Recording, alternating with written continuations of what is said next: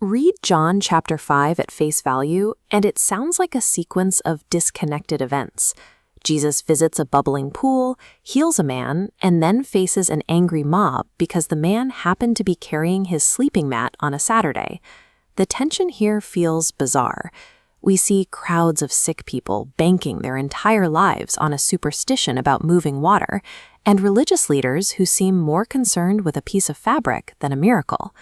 To understand why this is happening, we have to look past the surface of the text and into the world that produced it. The narrative only makes sense once we look at the specific geography and laws governing Jerusalem, because Jesus isn't just performing a random act of kindness here. He is choosing a specific time and a specific place to challenge the religious hierarchy of his day. When we investigate the history, the archaeology, and even the math used in these verses, this sequence of events transforms from a strange encounter into a deliberate, calculated confrontation. The story begins at the Pool of Bethesda, a massive bathing complex near Jerusalem's Sheep Gate. It was surrounded by 5 roofed walkways, which John tells us were constantly filled with the blind, the lame, and the paralyzed. For decades, historians questioned if John made this location up, as there was no record of a pool with 5 porches. That changed when archaeologists excavated this site, revealing the deep walls and dual pool structure exactly as described. The man Jesus approaches was waiting for a local legend. He believed that an angel would occasionally stir the water, and the first person to step in afterward would be healed. This diagram shows the actual mechanics. The site had an upper reservoir used to collect rainwater. When that water was released into the lower purification pool, it created a bubbling effect on the surface. The paralyzed man was pinning his life on a cycle of plumbing and local folklore, completely missing the person standing right in front of him. In biblical literature, specific numbers are often used to signal a connection to the past.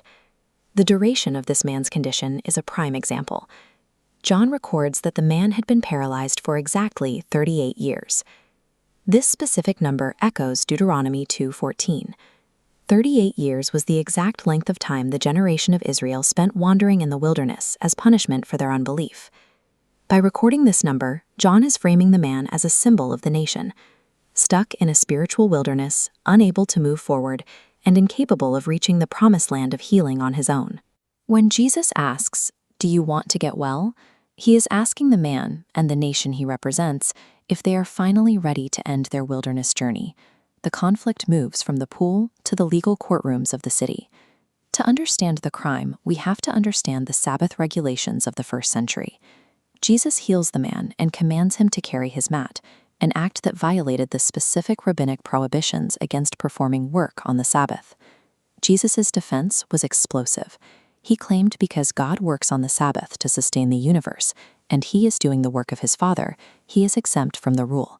He was claiming a level of authority that effectively made him equal with God. Under Jewish law, a person's testimony about themselves wasn't legally admissible. You needed at least 2 or 3 witnesses to validate a claim in a courtroom. Jesus calls 3 witnesses to the stand. First, John the Baptist provides human testimony. Second, the miracles serve as empirical evidence. Third, the Father provides divine endorsement. Finally, he calls Moses, arguing the very scriptures they studied were written about him. This created a total deadlock for the leadership. To reject Jesus' claims, they would effectively have to reject Moses and the Torah, the very things that gave them their political and religious power. In John 5, every detail, from the archaeology of the pool to the specific length of the man's paralysis, serves as a piece of forensic evidence. It's easy to dismiss the man for staring at a bubbling pool, but he isn't the only one waiting for a miracle from the wrong source. We often find ourselves looking at money, status, or empty energies to fix things they were never meant to fix. The story highlights the irony of looking for life in a system of rules or a bubbling pool, while the source of that life is standing right there, waiting to be acknowledged. This is why digging into the historical and cultural context is so important. It moves the Bible from a collection of strange stories into a clear, direct message.